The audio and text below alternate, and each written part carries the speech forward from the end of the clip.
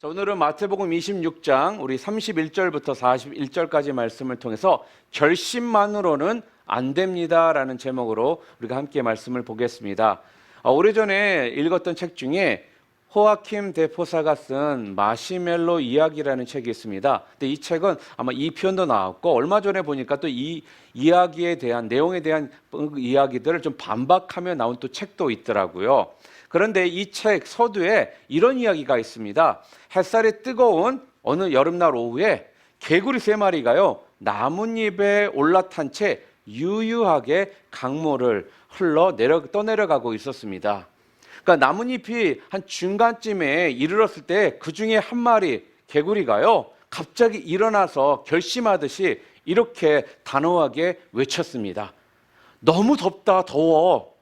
난 물속으로 뛰어들 테야. 다른 개구리들은요 그냥 그저 묵묵히 고개를 끄덕였습니다. 그리고 독자에게 저자가 질문을 던집니다. 여러분, 자 이제 나뭇잎에는 몇 마리의 개구리가 남았을까요? 여러분, 몇 마리가 남았을까요? 여러분은 어떻게 생각하십니까? 나뭇잎 위에 몇 마리의 개구리가 남았을 거라 생각하십니까? 그 책의 저자는요 대부분의 사람들이 2마리가 남았을 거다라고 대답을 할 거라고 말을 했습니다. 그러나요 그 답은요 틀렸다라고 합니다. 나뭇잎 위에는요 여전히 3마리가 남아 있다고 합니다. 그 이유는 한 마리가 뛰어들겠다라는 결심을 했지만 아직 뛰어든 것은 아니라는 것입니다. 한 마리가 정말로 뛰어들었을지 아니면 머리만 극적이면서 자리에 다시 앉았을지를 모른다라는 거예요.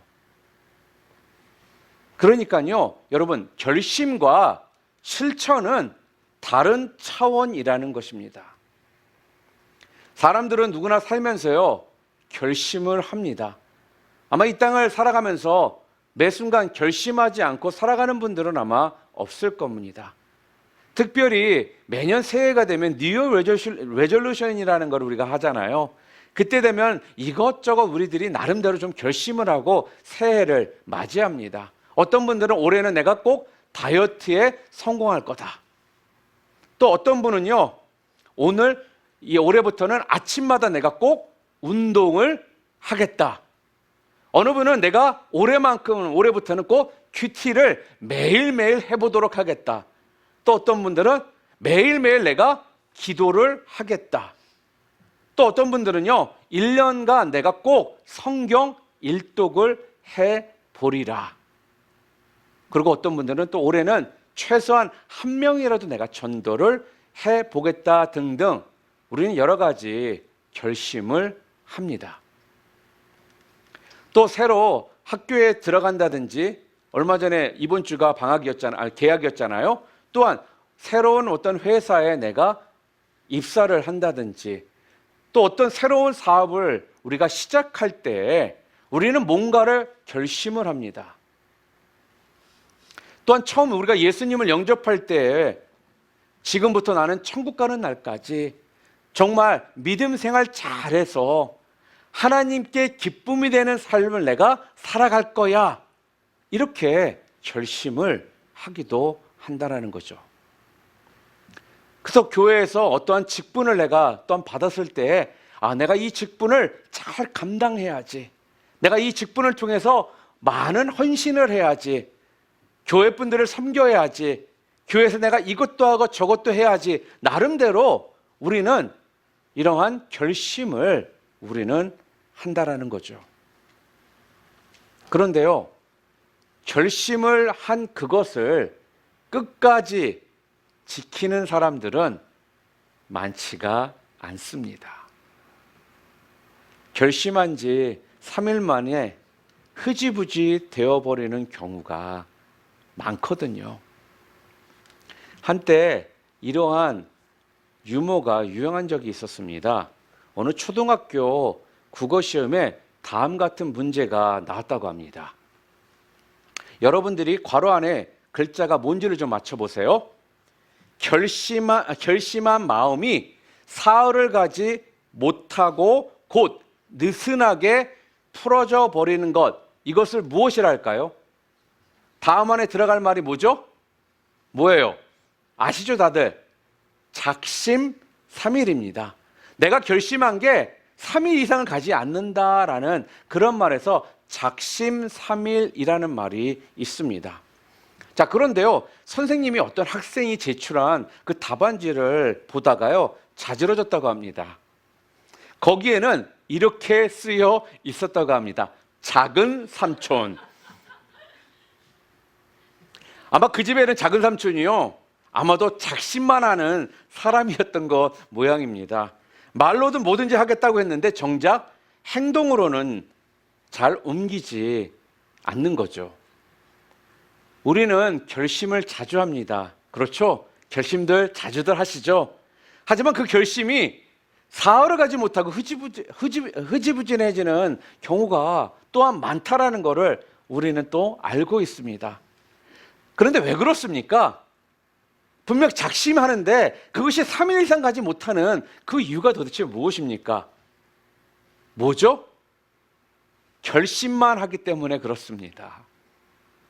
물론 저는 결심하는 것이요, 지금 나쁘다고 여러분들에게 이야기하는 것이 아니에요. 결심할 필요가 있습니다. 결심해야 합니다.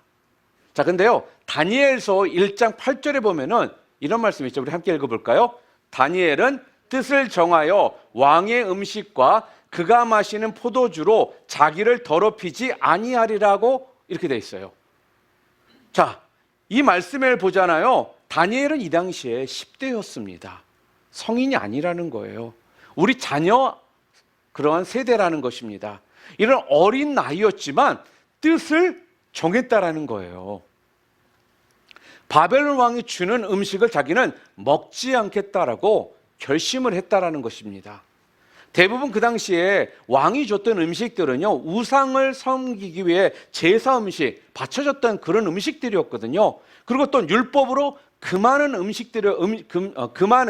음식이었기 때문에 다니엘은 자기의 신앙을 지키기 위해서 왕이 하사한 그 음식을 자기는 먹지 않겠다라는 결심을 한 겁니다. 하지만 그 결심을 지킨다라는 것은요, 쉬운 일이 아니거든요. 그 결심을 지키기 위해서는요, 사자굴에 던져지기도 하고요, 또한 풀무불에 속에 던져지기도 한다라는 것입니다. 이처럼 결심을 지킨다라는 것은 사실 굉장히 어려운 것입니다. 우리는 다니엘처럼 결심을 하기는 쉽지만요, 다니엘처럼 그 결심을 지키기란 쉽지가 않습니다. 중요한 것은요, 결심만으로는 안 된다라는 사실이에요. 오늘 본문을 보니까요, 우리가 아무리 다짐을 해도요, 결심을 해도요, 안 된다라는 것을 오늘 본문을 통해 우리가 알 수가 있습니다. 오늘 마태복음 26장 31절부터 41절을 통해서 그 모습을 우리들에게 지금 보여준다라는 거예요. 오늘 본문을 보면요, 예수님께서 최후의 만찬을 마친 후에 기도하기 위해서 제자들과 함께 겟세마네 동산으로 가시기 전에 있었던 일입니다. 예수님은 제자들에게요, 굉장히 조심스럽게 자기의 마음을 이렇게 표현하고 있습니다. 31절 말씀을 함께 읽어볼까요? 오늘 밤에 너희가 다 나를 버리리라. 기록된 바 내가 목자를 치리니 양의 떼가 흩어지리라 하였느니라, 이렇게 이야기를 해요. 여러분, 이 이야기는요, 구약에 보면은 스가랴 선지자가요 예언했던 말씀이에요. 스가랴 선지자가 구약에서 목자를 치면 양이 흩어진다라는 예언의 말씀을 지금 예수님께서 제자들에게 지금 하시는 것입니다. 구약의 스가랴 선지자가 예언한 것처럼요, 예수님은 지금 제자들이 한 사람 예외 없이 다 배신하고 당신이 체포당하면 제자들이 다 흩어질 것이다 라는 말을 지금 하시는 거예요. 이 말을 들은 베드로가 어땠을까요? 당당하게 대답을 합니다. 33절 말씀 함께 읽을까요? 베드로가 대답하여 이르되 모두 주를 버릴지라도 나는 결코 버리지 않겠나이다. 베드로는 지금 다른 제자들은요, 예수님 다 배신할지라도 저는요 절대로 예수님을 배신하지 않겠습니다. 지금 그렇게 베드로가 이야기를 하는 거예요. 자, 예수님께서는요 지금 베드로의 결심을 아셨습니다. 그리고 베드로의 고백이 지금 하는 이야기가 거짓이 아니라는 것을요 예수님께서는 아셨습니다. 자, 그런데 그와 동시에 그의 연약함을 예수님은 아시고 계셨다라는 거예요. 그래서요 예수님께서 당당하게 다른 사람들은 예수님을 버릴지라도 저는 예수님을 절대로 버리지 않겠습니다라는 이러한 고백을 한 후에 예수님께서 다시 베드로에게 또 하시는 이야기가 바로 34절 함께 읽겠습니다. 내가 진실로 내게 이르노니 오늘 밤 닭 울기 전에 내가 3번 나를 부인하리라. 이렇게 얘기하니까 베드로가 더 강력하고 더 자신 있게 예수님께 말을 합니다. 35절 말씀. 내가 주와 함께 죽을지언정 주를 부인하지 않겠나이다. 앞에서 베드로는요 다른 사람들이 다 주님을 배신할지라도 자기는 언제든지 주님과 함께 할 것이고 결코 주님을 배신하지 않겠다라고 했습니다. 그런데도 주님이 자신이 주님을 3번이나 부인할 거라는 이야기를 해주시니까 이번에는 한술 더 떠서 자신 있게 예수님에게 자기 목숨을 걸고 주님을 배신하지 않겠다라고 지금 베드로가 이야기를 해요. 죽음의 위험이 자기에게 다가올지라도 절대로 자기는 주님을 부인하지 않고 주님과 함께 하겠다라고 자신 있게 말한다라는 거예요. 베드로는요 다른 사람들은요 다 배신해도요 자신만큼은 절대로 우리 주님을 배신하지 않고 주님과 함께 할 거라는 이 이야기를요 호언장담합니다. 여러분, 베드로의 이 말이 진심이었을까요? 아니면 진심이 아니었을까요? 여러분은 어떻게 생각하십니까? 예수님께서 이렇게 말씀하셨을 때 이렇게 당당하게 얘기했던 베드로가 진심으로 했던 말일까요? 아니면 그냥 했던 말일까요? 베드로는요 이 당시에 지금 예수님께 진심으로 하고 있는 말입니다. 그는 어떤 일이 있어도요 주님을 떠나지 않고 주님과 함께 동행하려고 했습니다. 누가요? 베드로는요 진심에서 예수님께 그렇게 고백을 했던 거거든요. 주님이 가시는 곳이라면 자기는 어디든지 함께 가려고 베드로는 결심을 했다라는 거예요. 그래서 얼마 후에 여러분이 아시는 것처럼 겟세마네 동산에서 로마 군인들이 예수님을 잡으러 오잖아요. 주님께서 체포당하실 때 옆에 있는 로마 병사의 칼을 뺏어가지고요 막아서는 이런 호기도 부렸던 사람이 누구예요? 베드로예요. 그가 말했던 것처럼 어떤 일이 있어도 자기는 주님을 떠나지 않겠다. 이 말은요 거짓이 아니었다라는 거예요. 모두 주를 버릴지라도 나는 절대로 주를 버리지 않겠다라고 했던 이 말은 결코 거짓이 아니었고 진심이었다라는 겁니다. 그런데 여러분, 그 후에 어떤 일이 벌어집니까? 결과적으로요 계집종 앞에서요 예수님을 베드로는요 부인합니다. 그리고 그걸 넘어서 심지어 예수님을요 저주까지 베드로가 하더라는 거예요. 그의 결심과 다짐은 최소한 진심이었습니다. 자, 마음을 당하는 이런 충심이었지만 결과적으로는요 그는 예수님을 배신하고 저주까지 하는 실패의 잔을 마시게 된 것입니다. 여러분, 아무리 베드로의 결심이 진심이었을지라도요 제가 서두에 말씀드린 것처럼요 인간은요 결심만으로는 안 된다라는 거예요. 아무리 이를 악물고 어떤 일이 있어도 내가 약속을 지키겠다라고 결심을 할지라도요 그 결심대로 행동하는 것은요, 말처럼 쉽지 않습니다. 여러분, 2019년도 벌써 오늘이 마지막 8월의 썬데이입니다. 8개월이 흘렀습니다. 아마 2019년도 새해를 맞이하면서 여러분들 뉴 이어 레졸루션들 한두 가지라도 다 있지 않으십니까? 여러분 어떻게 잘 지키고들 계십니까? 그 당시에 그렇게 간곡히 간절히 결심했던 그 마음들 지금까지 여러분 잘 지키고 계세요? 여러분, 오늘 본문에 나와 있는 이 베드로의 이러한 모습을 통해서요, 우리가 배울 수 있는 교훈이 있다라면 그것이 무엇일까요? 다른 사람들이 다 배신해도 자신만큼은 언제든지 주님과 함께 할 것이고 결코 배신 않겠다라고 호언장담했던 이 베드로가 3번씩이나 주님을 부인하고 3번째에는 저주까지 하며 넘어졌던 그 모습을 보면서 우리가 배울 수 있는 것이 도대체 무엇입니까? 우리의 결심만으로 안 되는 그 이유를 오늘 좀 함께 살펴보려고 합니다. 결심만으로 안 되는 첫 번째 이유는요, 우리가 세상을 살아갈수록요, 좀 느끼는 진리 하나가 있습니다. 그 진리가 뭔지 아십니까? 나는 정말로 연약한 존재라는 사실입니다.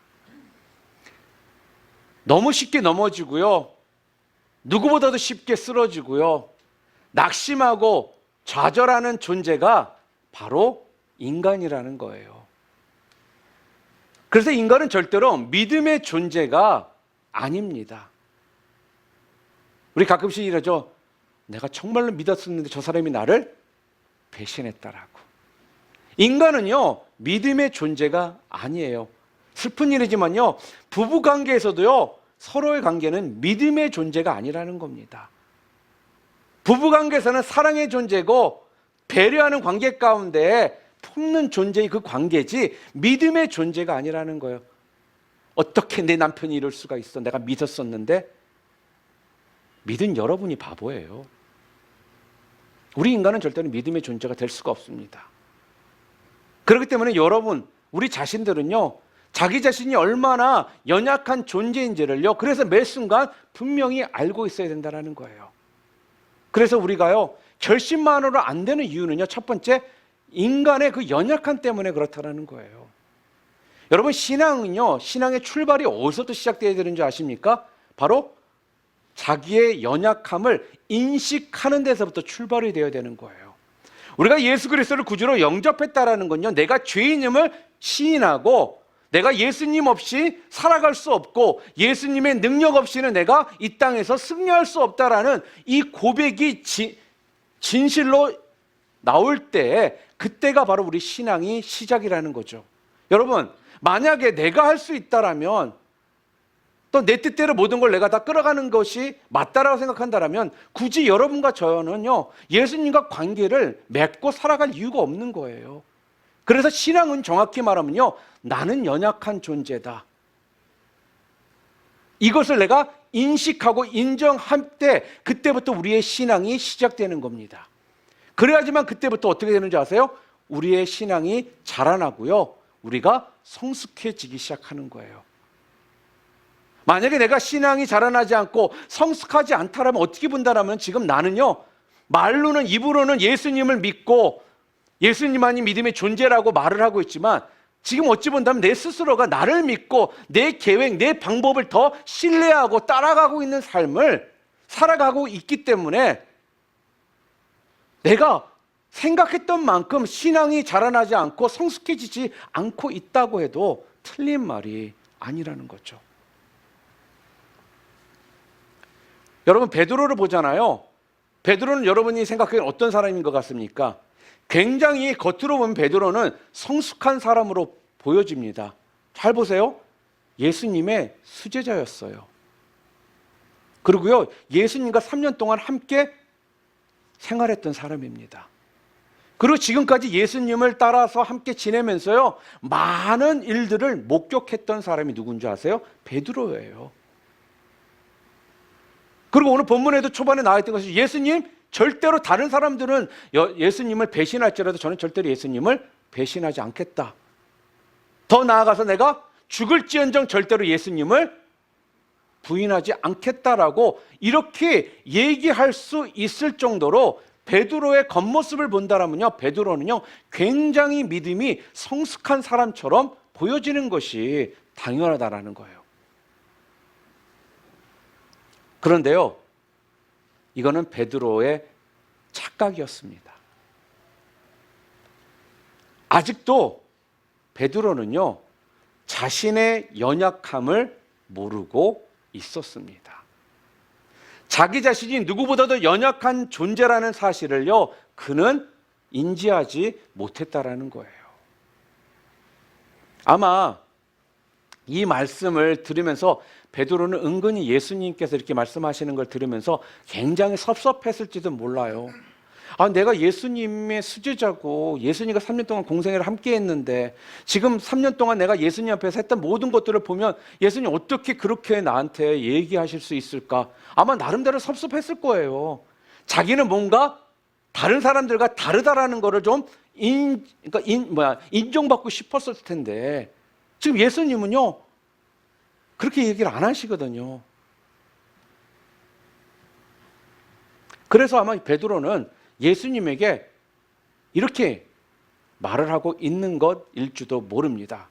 뭐라고요? 주님, 주님 정말 저를 모르십니까? 저 베드로예요, 베드로.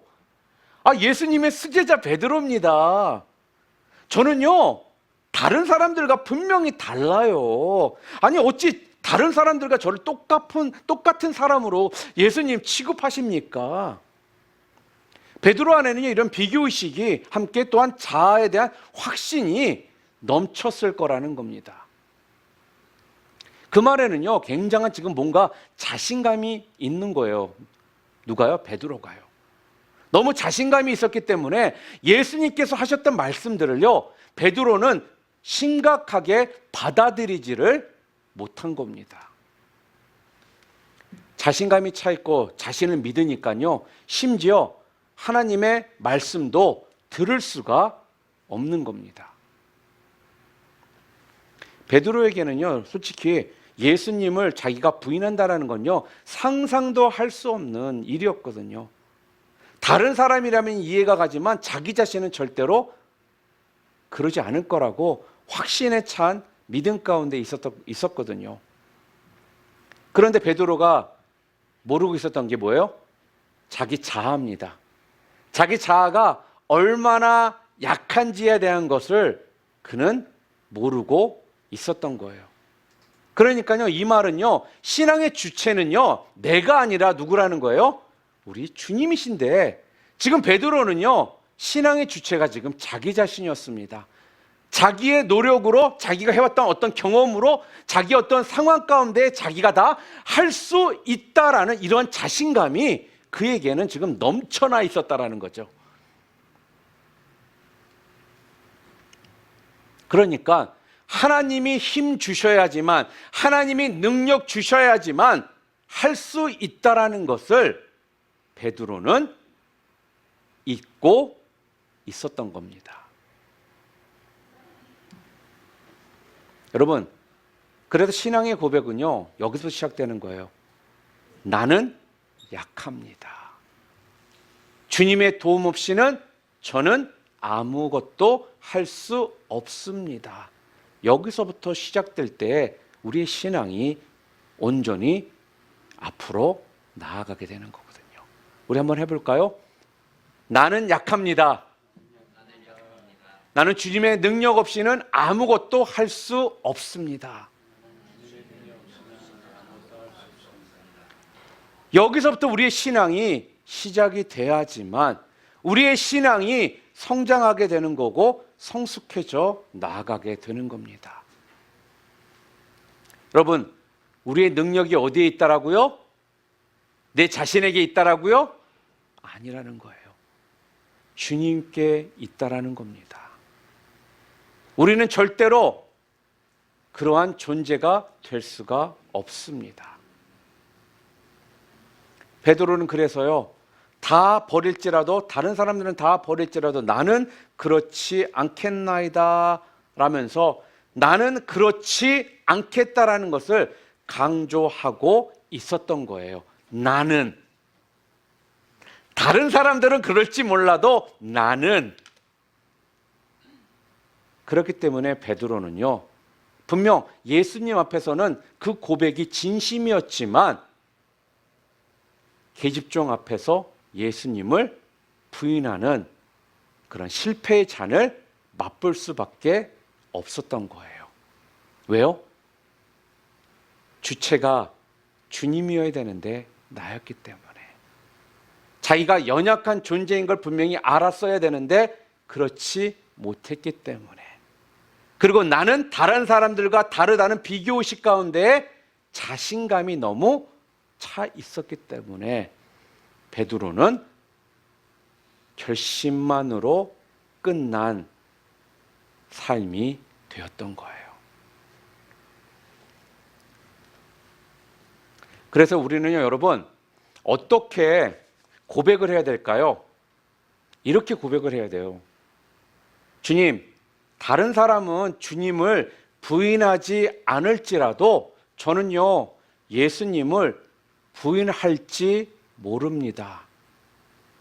저는 누구보다도 연약한 자입니다. 그렇기 때문에 저에게 많은 은혜가 필요합니다. 주님, 제발 저에게 은혜를 베풀어 주시옵소서. 우리의 고백이 이런 고백이 되래 나와야 하는 것입니다. 마태복음 26장 41절에 보게 되면 우리 함께 읽겠습니다. 시험에 들지 않게 깨어 기도하라. 마음에는 원이로되 육신이 약하도다 하시고. 여기서 말씀하는 것처럼 우리 주님은요, 이미 여러분과 제가 육신이 연약하다라는 것을 아셨다라는 거예요. 저는 이 말씀을 볼 때마다요, 정말로 얼마나 위로가 되는지 모릅니다. 피곤해서 기도하지 못할 때, 피곤해서 말씀 보지 못할 때 이 말씀이요, 저에게는 큰 위로가 된다라는 거예요. 내가 비록 목사지만 피곤해서 기도 못하고, 내가 비록 목사지만 피곤하다는 이유로, 바쁘다는 이유로 말씀 보지 못할 때 주님께서는요, 저를 목사라는 타이틀을 가지고 저를 다르게 바라보시는 것이 아니라 내가 비록 목사일지라도요, 내가 이렇게 연약한 존재라는 것을 우리 주님은 알고 계시다라는 사실이요, 저에게 얼마나 큰 위로가 되는지 모른다라는 거예요. 여러분, 우리 주님은요, 우리의 육신의 연약함을요, 분명 아신다라는 거예요.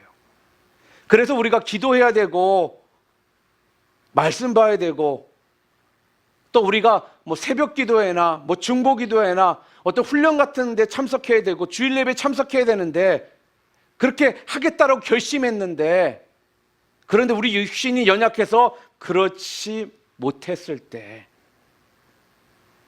우리 주님은요, 우리의 그 연약함을 알고 계신다라는 거예요.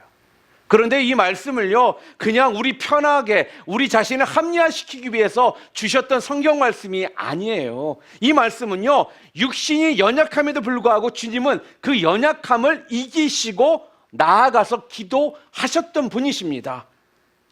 그러니까 우리들에게요, 안다, 너희가 연약하다라는 거. 그렇지만 그것을 이기고 나아가 기도해야 된다라는 것을 지금 우리에게 말씀해 주시는 것입니다.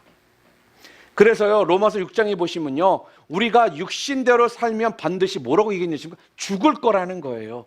육신이 원하는 대로 끌려다니는 삶을 살잖아요. 그 결과는 결국 죽음이라는 거예요.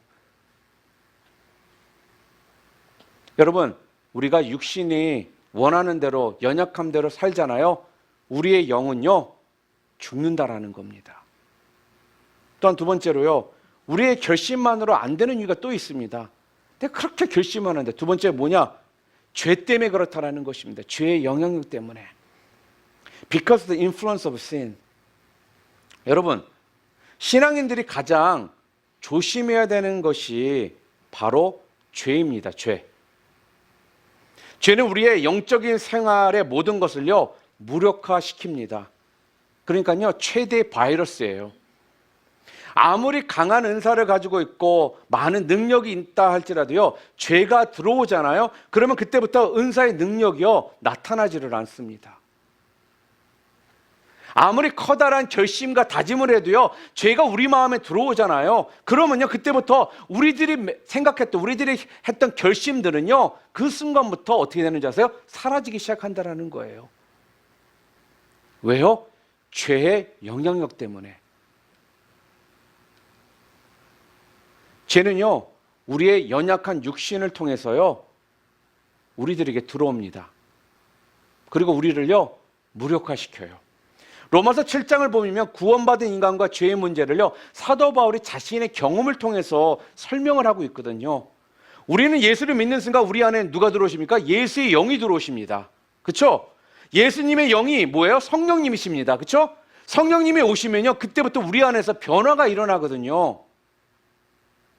왜냐? 그때부터 우리도 모르게 성령님의 성품을 닮아가고자 하는 마음들이 우리 가운데 생기는 거예요. 그러니까 우리가 은혜가 충만하잖아요. 그러면요, 우리의 표정과 말과 행동들이 달라지는 것이요, 여러분이 막 어떤 노력으로 해서가 아니라 자연스럽게 나도 모르게 그렇게 되는 거예요. 왜요? 하나님께서 그 안에서 역사하시기 때문에, 나도 모르게 하나님을 닮고자 하는 마음이 생기기 때문에, 그러니까 어떻게 돼요? 하나님의 말씀을 순종하게 되더라는 거죠. 그래서 우리가 결심을 합니다. 이제는 예배 생활에 내가 성공하겠다. 기도 말씀 보겠다. 전도하는 생활 하겠다. 거룩한 삶 살겠다. 이런 결단들이 자연스럽게 생기는 겁니다. 그런데 문제는요, 죄예요, 죄. 죄로부터 우리가 구원받은 우리에게 여전히 죄가 존재하고 있다라는 거예요. 내가 예수님을 영접했음에도 불구하고, 구주로 영접했음에도 불구하고 죄가 우리 가운데 있거든요. 그래서 우리 안에는 두 개의 마음이 싸움을 한다라고 성경에서 말을 합니다. 우리 로마서 7장 21절부터 23절 말씀 우리 크게 한번 읽어보겠습니다. 함께 읽겠습니다. 여기에서 나는 법칙 하나를 발견하였습니다. 곧 나는 선을 행하려고 하는데 그러한 나에게 악이 붙어 있다라는 것입니다. 나는 속사람으로는 하나님의 법을 즐거워하나 내 지체에는 다른 법이 있어서 내 마음의 법과 맞서서 싸우며 내 지체에 있는 죄의 법에 나를 포로로 만드는 것을 봅니다. 그러니까 우리가 구원받았음에도 불구하고 내 안에 있는 죄가 내 자신을 괴롭히는 거예요.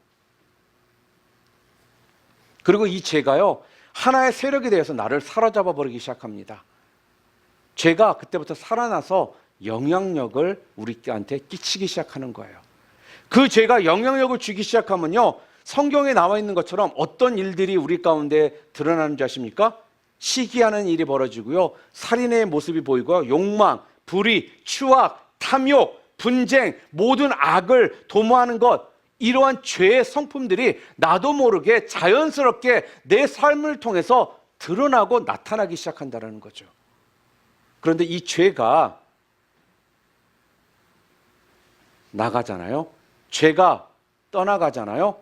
그러면 우리들이 다짐했던 결심들, 성령의 열매들이요, 우리 가운데 나타나기 시작합니다. 사랑, 희락, 화평, 오래 참음, 자비, 양성, 충성, 온유, 절제, 이런 것들이요. 이게 뭡니까? 성령의 열매 아니겠어요? 이런 성령의 성품들이 우리 삶 가운데서 자연스럽게 이제 드러나기 시작한다는 거죠.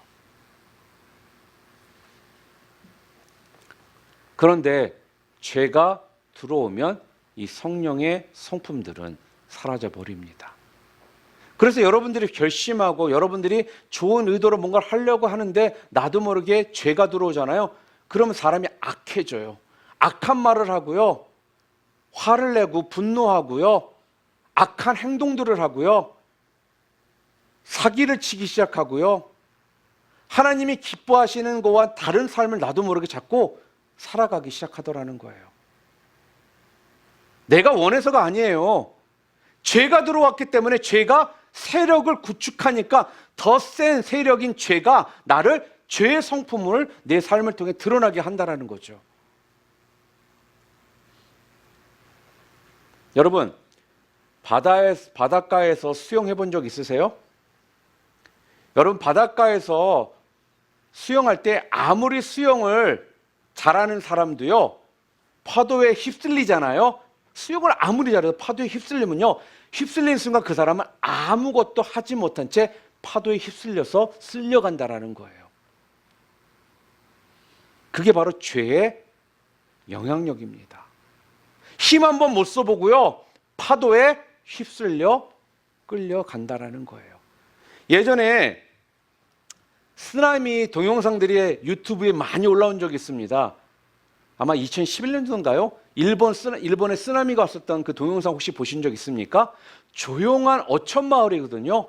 근데 조용하고 평온했던 그 어촌 마을에 갑자기 쓰나미가 몰려오니까요, 차, 건물, 집, 이 모든 것들이 순간 다 쓸려가 버리더라는 거예요. 이게 죄의 세력입니다.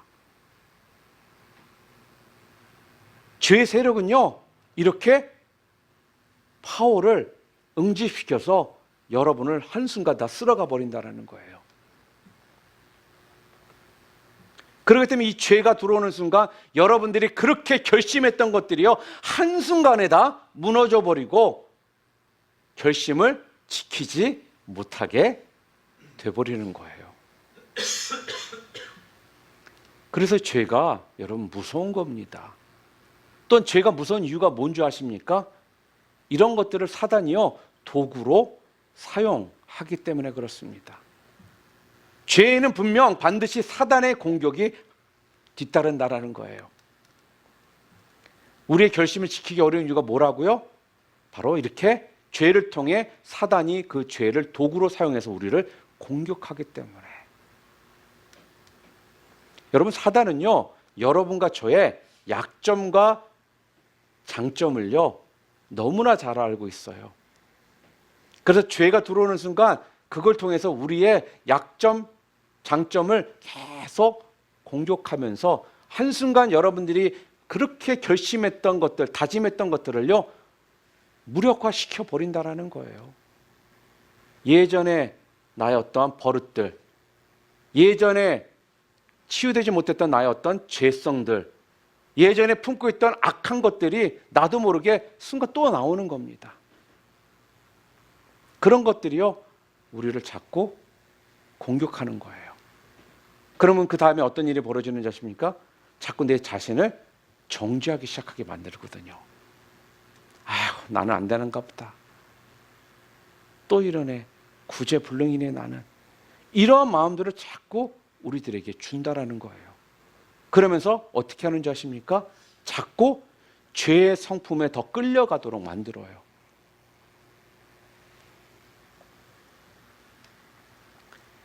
베드로의 결심이 넘어진 이유를요, 누가복음에 나와 있거든요. 누가복음 22장 31절 32절 말씀 함께 읽겠습니다. 시몬아 시몬아, 보라, 사탄이 너를 밀가부르듯 하려고 요구하였으나 그러나 내가 너를 위하여 내 믿음이 떨어지지 않기 위하여 기도하였노니 너는 돌이킨 후에 내 형제를 굳게 하라. 자, 수제자인 베드로를 하여금 넘어지도록 사탄이 밀가부르듯 한다라는 거예요. 사탄이요, 계속적으로 밀가부르듯 해가지고 베드로를 하여금 넘어지도록 만든다라는 겁니다. 누가? 사탄이.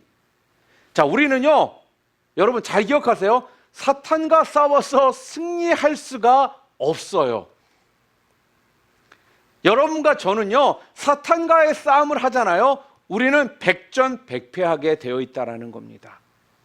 우리의 힘으로는 절대로 사단을 이길 수가 없습니다.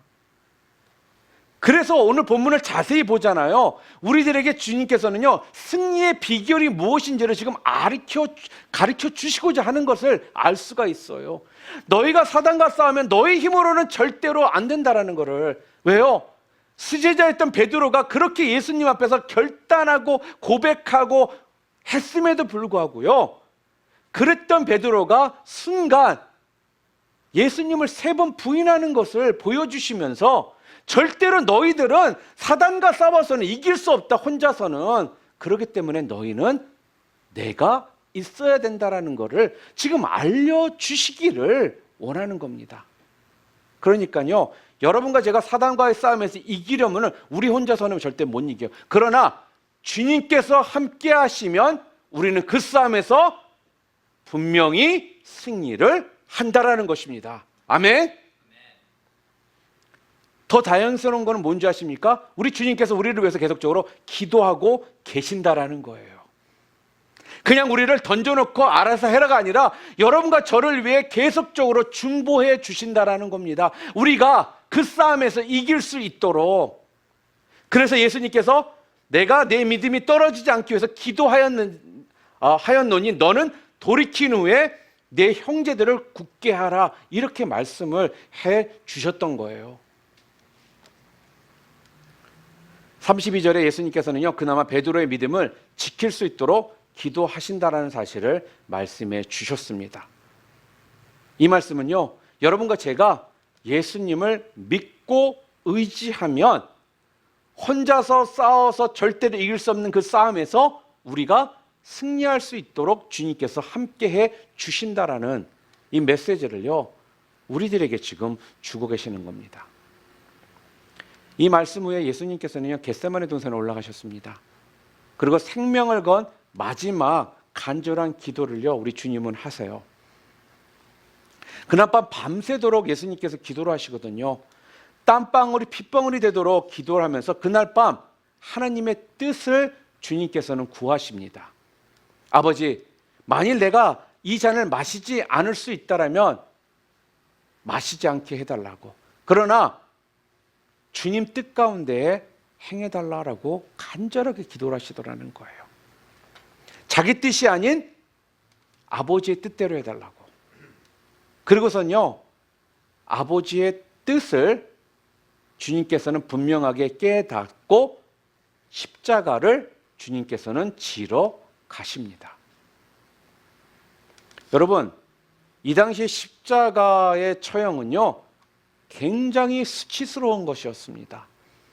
그리고요, 가장 고통스러운 것이었다라는 거예요. 그런데요, 하나님 아버지의 뜻을 분명히 깨닫고 나아가니까 수치스럽고 고통스러운 이 십자가를 지는 것을요, 지기로 했던 그 결심했던 것이, 그 마음이 예수님께서는 흔들리지 않으시더라는 거예요. 기도를 통해서요, 하나님의 뜻을 분명히 깨달았기 때문이라는 것입니다. 그리고 그 뜻에 순종할 수 있는 그 힘과 능력을요, 하늘로부터 체험을 받았기 때문입니다. 그러면서 예수님께서는 제자들에게 동일한 기도를 하라고 부탁하시죠. 26장 우리 38절 말씀 함께 읽겠습니다. 내 마음이 매우 고민하여 죽게 되었으니 너희는 여기 머물러 나와 함께 깨어 있으라. 이렇게 말씀하셨는데도 불구하고 제자들은 기도하지 않고 어때요? 잠들었습니다. 설령 다른 제자들은 잠들었다 할지라도 수제자라고 그렇게 외쳤던 베드로는 잠들면 안 되잖아요. 그런데요, 베드로도 또한 여전히 함께 다른 제자들과 함께 잠들어 버리더라는 거예요. 그렇게 모든 사람들이 주를 버릴지라도 나는 절대로 주를 결코 버리지 않겠나이다 라고 호언장담했던 베드로도 또한 다른 제자들과 함께 잠들어 버리더라는 것입니다. 그러니까 베드로는 그날 밤 분명히 예수님께서 기도하라고 하셨음에도 불구하고 기도를 하지 않았기 때문에 예수님을 3번 부인하는 그 죄를 범하게 되었다라는 거죠. 비록 그의 결심이 진심이었고 그의 결단이 진실된 것이었지만 베드로는 예수님의 말씀처럼 부탁하셨던 기도하라는 그 말씀을 따르지 않았기 때문에 자기의 연약함과 죄성을 통해 예수님을 그만 부인하는 그러한 죄를 범하게 되었던 거예요.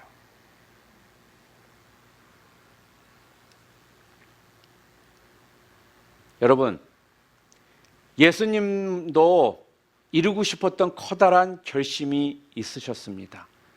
그리고 베드로도 꼭 이루고자 하는 결심이 있었습니다. 하지만 두 사람의 결과가요, 달랐다라는 거예요.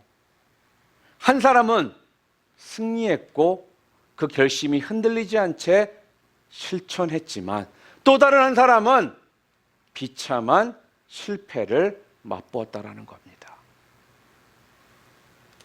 무슨 차이일까요? 어떠한 차이가 있었을까요? 예수님과 베드로에게는요.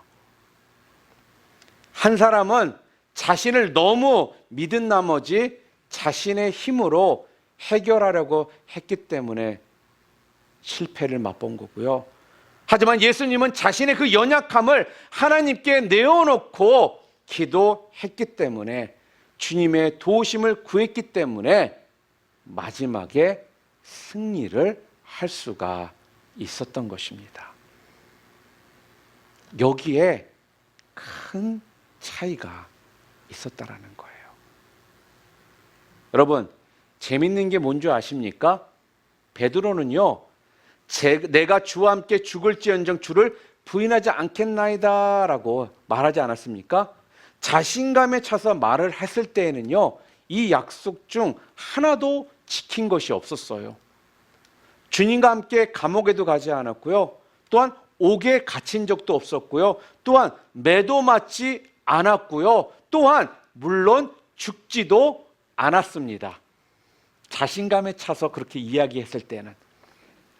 자, 그렇다면 어떻게 해야지 우리는 결심을 지킬 수가 있을까요? 여러분, 자기가 하겠다라고 자신감에 차 있었을 때 베드로는 아무것도 지킨 것이 없었습니다. 그런데요, 사도행전에 나오는 것처럼 오순절 성령 강림 후에 성령 충만함을 받으니까요, 그때부터 베드로는요, 주님을 위해서요, 똑같이 주님처럼 십자가에 서서 매달린 것이 아니라 거꾸로 매달려 죽기까지 그 삶을 주님을 위해 내놓았다라는 거예요. 자신감에 차 자기가 할 수 있을 거라고 생각했을 때는 한 가지도 예수님 앞에서 호언장담했던 약속을 지키지 못했던 베드로가 성령 충만함을 받고 나니까요, 예수님과 똑같이 죽을 수 없다라고 거꾸로 매달려서 십자가에 죽기까지 기쁨 가운데 감사함으로 십자가에 매달릴 수 있는 사람이 되더라는 거예요.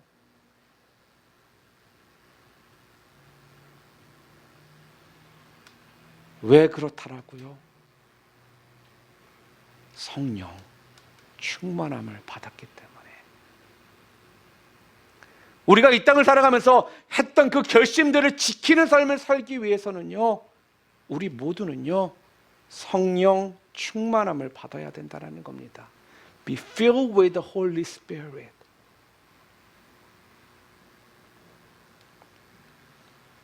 그렇습니다.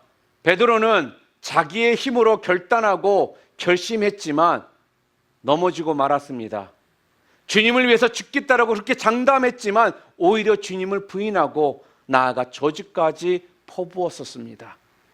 하지만 자신이 실패하고 난 후에 성령 충만함을 받고 나서는요, 실제로 자신이 했던 약속처럼 주님을 위해 십자가에 거꾸로 매달려 주님을 위해서 죽었습니다. 여러분, 이것이 바로 승리의 비결입니다. 성령 충만함을 받아야 합니다. 그래야 우리의 기도 제목대로 주님의 뜻대로 우리는 살아갈 수가 있습니다. 오늘 여러분 모두 성령 충만함을 받으셨어요?